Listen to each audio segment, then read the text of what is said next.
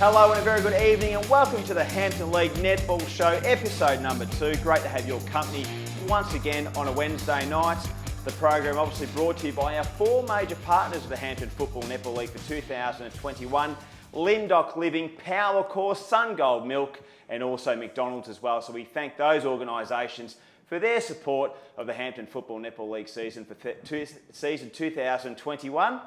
It gives me great pleasure to introduce my co-host for this evening, Trish Butters. A great round of netball last week in trying conditions, but it was great to have it back with all sides competing. Yeah, it certainly was. It was very trying conditions at the weekend. Cold, wet, windy. Such a contrast to the round with South and Warrnambool the previous, South and Croydon, I should say, the previous week. But yeah, it was great to be out there, and I think everyone's happy to have got one game under their hat at least. Yeah, I'll tell you what, it was tough conditions. I know being up at the Friendly Societies Park on Saturday, very blowy up at the Friendlies. But still, nevertheless, it was still a great game, and I know we'll look forward to going through the scores and so forth very, very soon. But looking forward to hopefully a better round of weather for our netballers, just so we can see that quality that we know that's in the Hampton Football Netball League for season 2021. Yeah, it certainly changes the quality of the game when you get balls being blown out of the goal ring and wet, slippery conditions. So it slows the game down, makes it a bit scrappy, I guess. But yeah, hopefully this weekend will be much better. Well, let's have a quick recap of last week's scores, and we had some great games. Cobden Bombers had a great 8-goal win over the North Warrnambool Eagles. South Warrnambool got the job done over the Warrnambool Blues. Portland Tigers, they were upstaged by the Koroit Saints, the all-conquering Koroit Saints. The Hamilton Kangaroos narrowly went down to the Port Fairy Seagulls, and a great game between the Terang Mortlake Bloods and the Camperdown Magpies, with the Magpies prevailing. So some good scores there, despite the conditions as well. Yeah, all games decided under 10 goals, except for that Portland Koroit game, which was a bit of a blowout. So I think everyone would be pretty happy with that. I think looking through the scores, there were some quarters where it made a big difference. So yeah, great to get out there. Great to get those close games underway. Absolutely, and I'll tell you what, Koroit, just that second week in a row, I think, had some real continuity with their game, going up against the Portland Tigers, getting that first one against the Roosters, and just narrowly falling short, but they just seem like, they're going to be a powerhouse once again. Oh, for sure. And Nell Mitchell back on song with 40 goals, lazy 40. Look, I was down at the North and Cobden game, and some really great great games down there. None other than little Lara Taylor in her debut game, and got the best play for them.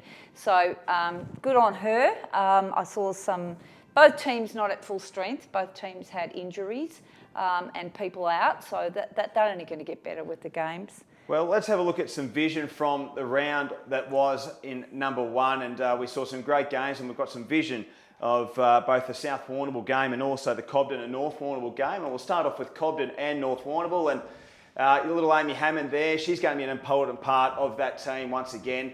And Jamie Finch and Emily Finch really seemed like they had a good game in the goals. Oh yeah, look, Cobden are going to be one of the teams to beat this year.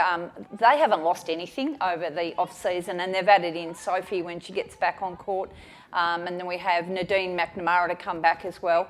So the Finches just got better as the game went on, and that was the difference, the goal shooting between on the day, I would imagine. And it looks nice and dry there in that clip. It does, and you spoke about Lara Taylor as well. Great that Sophie Hinkley has the opportunity to play one of these youngsters, and from all reports, acquitted herself really, really well. Yeah, she certainly did, and she's got a twin sister. Reminded me a bit like the Billings twins. One's in goals and one's a defender. But yeah, she played a great game in wing defence and took 5 intercepts in the first quarter. So certainly made herself well and truly known. But Amy Hammond, we know, I thought she played a great game as well. She was a bit of an outstanding player on the court, just that feed into the goals all the time. And what about the North Warrnambool Eagles? Obviously a young side, and Sky Billings taking the reins this year. Tell us about the North Warrnambool Eagles and their game against the Bombers. Okay, so I think the Eagles were pretty pleased with the way they fought the game out. At the start of the fourth quarter, they were 15 goals down and lost by 8, so they were happy how they played the game out. Third quarter was a big was a bad quarter for them. They had a lot of changes. Vic Grundy in goal shooter left and had to, she had an appointment and couldn't be there, so they shuffled people around. They've only got 3 in from last year's finals team, so you've got to imagine there's a big turnover there. And so some really good, I thought Tony Porter played a good game. She'll get better as she goes along. Let's have a look at the highlights from the South Warrnambool and Warrnambool game up at Friendly Societies Park. And despite being very dry up there, very blowy conditions, and great matchup between Carly Watson and Amy Wormwood. Amy probably didn't have the game she would have liked, and I think Carly was named best on court for the Roosters. So she's had a great second game, I guess, for the Roosters. Oh, look, Carly's very good around defence, and her drive down through the court, as evidenced in some of this footage, her feeding and link-ups will be really instrumental for South. And just looking in there, like I can see, God, my brain's gone. Annie Blackburn. Annie is a great feeder. Like she's shot 14 and working really well with Olivia Maris, who is once again is a first round up and coming junior. Shot 23 this week, 22 the week before, and Annie's shot 14. So Annie's a really good feeder with her, and they'll get better as they go along. And I think too, obviously the Roosters, they've got some good young ones, but so do the Warrnambool Blues as well, which is exciting. And unfortunately, Ava Pearce went down with a little bit of an injury as well. We're not sure of the extent. It seems like it's around the calf area, but hopefully it's not as bad as what it was first thought on Saturday. Yeah, hopefully not for them. And they had 2 first gamers as well. Ava Bishop and Matilda Fitzgerald played their debut game. So once again, one of the things I took out of the weekend is a lot of juniors coming through in our teams, and that's great to see for our league. It is. It's fantastic, and the same with the football as well. So a really emerging league, both in the netball and the football. Hey, we've got a big amount of guests joining us on the program tonight. We're going to kick off and go all the way down to Camperdown to catch up with the Camperdown coach, Brooke Richardson, who's joining us on the Hampton League Netball Show. Brooke, thanks for joining us, and great to have your company. It must have been nice to have Hampton League Netball back up and running. Yeah, it was fantastic, especially after having the year off. It was so good to get back on the court with the girls. It was awesome. Now, you took on Terang Mortlake last week, and I'll tell you what, pretty tough conditions, night time as well. To get the win, you must have been very happy. Yeah, really happy to start the year off with the win and get the 4 points. But we certainly didn't miss the winter netball in those little dresses, that's for sure. It was a bit of a shock to the system. But, yeah, we were all in the same boat. So, yeah, it was fine. Hi, Brooke. I got across to see the second half of the game against Terang Mortlake on the weekend, and I noticed your new recruit, Ruby Pekin-Schlitt, and she was very impressive in goal defence. Can you tell us a little about her and how you managed to get onto her? Yeah, we're super lucky to have Ruby. She's been overseas actually studying. So, now she's home, kind of escaping America, I suppose, for a little bit. And, so lucky to have her wanting to come back and play for Camperdown. Hey, Jess, it doesn't seem like there's a lot of change to your lineup, which we saw in 2019. I think Emma Smith's a new recruit as well, and you spoke about Ruby. So great to have a bit of continuity going into the season ahead. Yeah, definitely. We've only have a few different combinations to work with. So to have our core 7 really the same as 2019, is really good and helps, especially the girls settling at the start of the year. But we're just kind of working out where our new girls fit in at the moment, because we unfortunately haven't. That was the first time we all played together on Saturday. So yeah, it'll be really good. One of the things I noticed, you threw Ruby into the centre in the last quarter, and then changed her back out of that. And probably the end score, you winning by 5, really didn't illustrate the quality of the game. I thought you had it under control for most of the game that I saw. Yeah, and I think at halftime where we sat, it allowed us to try a few different combinations. As I said, that's the first time we've all played together. We have had 3 practice matches, but none of those times have all been available. So to be able to try some different combinations on the weekend and see how that worked was a great opportunity for us moving forward. Hey, Brooke, obviously a big game this weekend against the close town rivals in Cobden. The Camperdown Magpies are unveiling their new lights as well. So, and a really exciting first home game for you guys, but also a great challenge presenting itself as well. Oh, definitely. Yeah, it's super exciting for us to have our lights and be able to host some twilight games. Yeah, really looking forward to taking on Cobden. It will be a great game. It always is. And yeah, they're a great team. So really looking forward to the challenge ahead. Yeah, so I'm thinking, naming it Match of the Day, really, after what I saw last weekend. And just for everyone who might be watching tonight, the game starts at 4:15 this week. It is a twilight game, and so the open game will be at 4:15. Well, Brooke, we really appreciate your time on the Hampton League Netball Show this evening. Best of luck for the season. Hopefully we get to chat to you a little bit later in the year, but all the very best for the weekend ahead, and thanks for joining us. Thank you very much for having me. Brooke Richardson, the coach of the Camperdown Magpies in her second season. Obviously, she didn't get the chance to coach last year, but sounds like a very switched-on leader and a real good on-court leader as well. Yeah, great on-court leader, and I just her twin sister plays at the other end, so you get the defenders and you get the. We're seeing this pattern go along through the league a little bit, but I was very impressed with Ruby on the weekend. Very clean. Everyone I spoke to said, their second quarter, she set that up and did lots of intercepts in that time. So yeah, one to watch out for. How old would she be, Trish? Gee, I'm not even going to... Still pretty young, I'd imagine. Yeah, maybe. In 20s, maybe. Yeah, into late 20s, maybe. Yeah, nice. A bit hard to pick, really. I'm reluctant to say that. Hey, we're going to go to our next guest on the Hampton League Netball Show. She's taken over the reins of the Cobden Bombers, and it's great to have her back in the competition. And I speak none other than Sophie Hinkley. Sophie, thanks for joining us. Great to have you on the Hampton League Netball Show for week number 2. And you would have been happy with your team getting the job done over the weekend as well.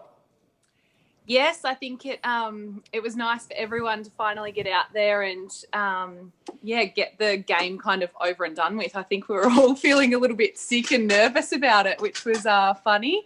I didn't eat much of my Thursday night tea upstairs, actually. I realised that I was feeling a bit anxious. So, yeah, it was really fantastic and the girls had a great game. So it was, a great weekend. Sophie, I was pretty impressed with your team. Like, you haven't lost anything from 2 years ago when we played, and you've added yourself in there, and that will be a strength when you get back on the court. But yeah, really impressed with little Lara Taylor. I mentioned her before. Do you want to talk a little bit more about her and what other up-and-coming juniors you've got at Cobden? Yeah, Lara was fantastic. She's a really naturally talented player.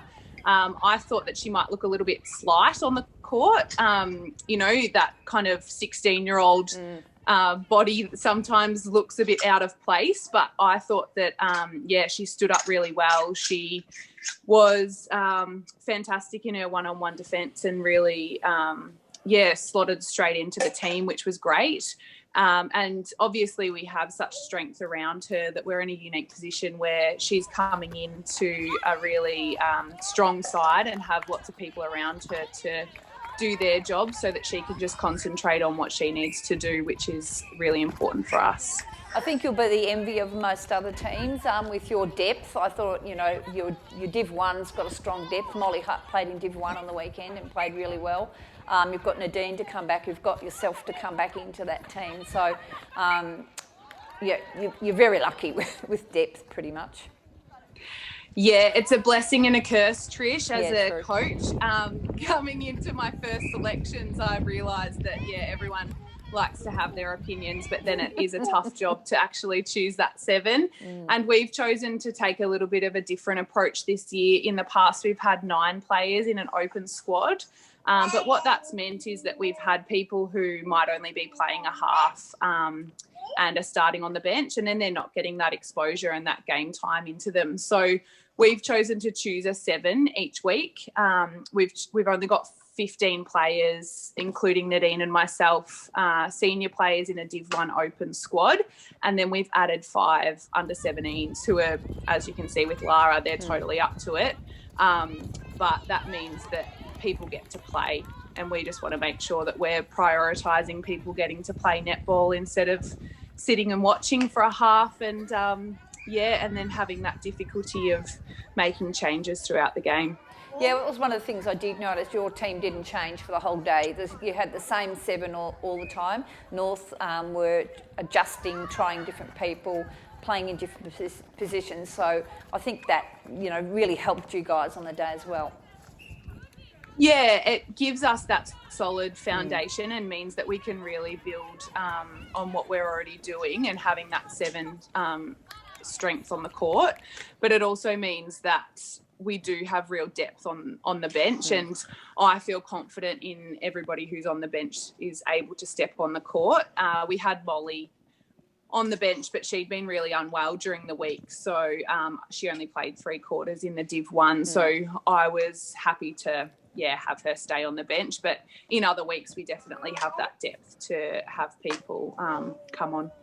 So if you've got the Camperdown Magpies this weekend, as we just spoke with Coach Brooke Richardson, what's the timeline with yourself and also Nadine to coming back to that lineup?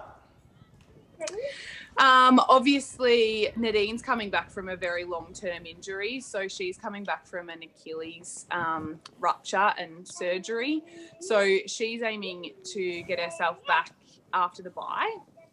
And obviously she's a very diligent person and won't be pushing herself before that, but she is a very competitive person too, so I'm sure she's itching to get out there. And I am quite similar, so I think I'll aim to come back after the bye. I've had some recurrent injuries from an injury that I did stupidly playing Monday night social netball after I hadn't played netball for 18 months and had a baby, so that was a little bit silly of me. But yeah, I'll just take it 1 week at a time and do whatever the physio tells me to do. Well, Soph, we really appreciate your time on the Hampton League Netball Show this evening. It's great to get your insights, and it's just great to see you back in the competition. So we look forward to seeing you back out on the court sooner rather than later, and wish you all the very best along with the Cobden Bombers. Thanks a lot, Trent. Lovely to talk to you both. Thanks, Soph. Sophie Hinkley, the coach of the Cobden Bombers, and she's a star. Yep. A former winner of the League Best and Fairest with Nadine McNamara, funnily enough, a couple of seasons ago. When she comes on the court, she's going to be a very, very important player for the Cobden Bombers. Absolutely, and smart. She's a smart netballer, and will be a great coach down there as well. Absolutely. They've got a lot of great leaders, and I think, as you said, you've got great depth, but they've got a lot of great leaders on that list as well. Sure so look out the Cobden Bombers this season. Hey, Trish, a new initiative this week for our Hampton League Live Netball Show is our Rising Star of the Week.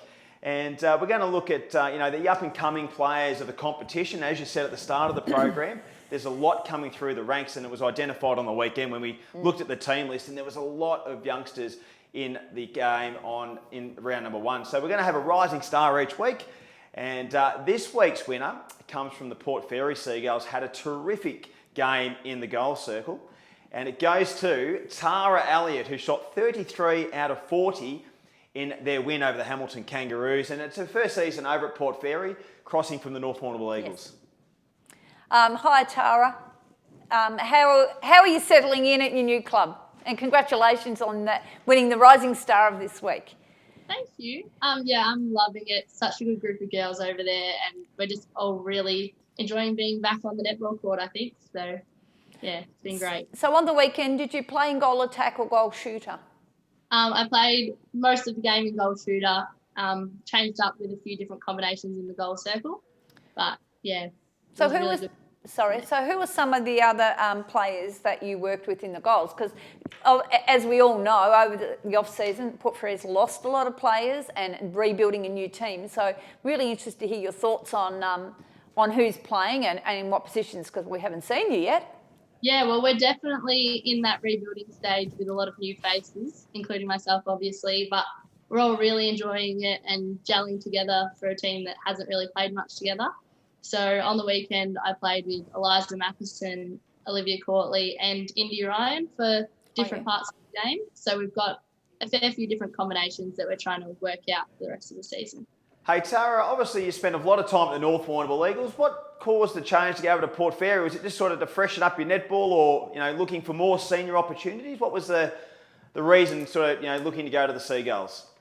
Yeah, well, I think just coming out of juniors and looking to play at my highest level of netball, a change was sort of needed, and we have some family ties over at Port Fairy, and so had a chat with them, and it seemed like a really good environment, and so made the change at the start of last year. So I was planning to play for Port Fairy last season. Obviously it didn't happen, but I'm really glad I made the change. Such a good group of girls over there. The coaches are amazing, and yeah, just really enjoying it so far. And that's the main thing with netball. Like, we all want to win, but we need to be enjoying ourselves and improving your own netball at the same time. You mentioned Olivia Courtley. She is one of the new players that have come into the Port Fairy squad. Can you tell us a little bit about Olivia? Yeah, so Liv is about 20, and so she's moved down to Warrnambool from Gisborne, which other side of Melbourne, for studying at uni in Deakin Warrnambool. So she's come across to Port Fairy. Marcia Forrest got onto her, and we're really glad she did, because Liv is such a great player, but she's also a lovely person and has injected herself into the team really well. So. Now you take on the Portland Tigers. They'll be looking for their first win of the season, and you guys will be looking to make it consecutive wins. So first home game of the season. It's always nice to play on your home court. It's just good to have it back, and you guys will be looking forward to trying to get another win, I guess, Tara? Yeah, definitely hoping to get another win on the board, try out some new combinations and really gel as a team again this week. Having the home game with all of the supporters there will be amazing, and fingers crossed for some better weather this weekend. Yeah. Well, Tara, we really appreciate your time on the Hampton League Netball Show. You are our rising star of the week for your performance last week against the Hamilton Kangaroos. A great performance in the goal circle. So best of luck for the season, and it's been great to talk to you. Thanks, Trent. Thanks, Trish. Thanks, Tars. Good luck. Tara Elliott, the Port Fairy Seagulls, and great to see her take the opportunity at senior netball. We know she's got the ability, and North's always been a hard side to crack into as well, because they've had so much depth over the last couple of years as well, Trish. So good to see her have a go. Yeah, for sure. And, good luck to her. And I think there's other young juniors over there that she will gel really well with, and good luck to her for this year. Hey, let's have a look at round number 2 games in the Hampton Football Netball League, and some great games of netball going on this weekend. And you did mention at the start of the program, this one potentially could be the match of the day, if not the match of the day. Under lights, Camperdown taking on Cobden. Who wins this one and why? Camperdown are still getting their team together and working out their combinations.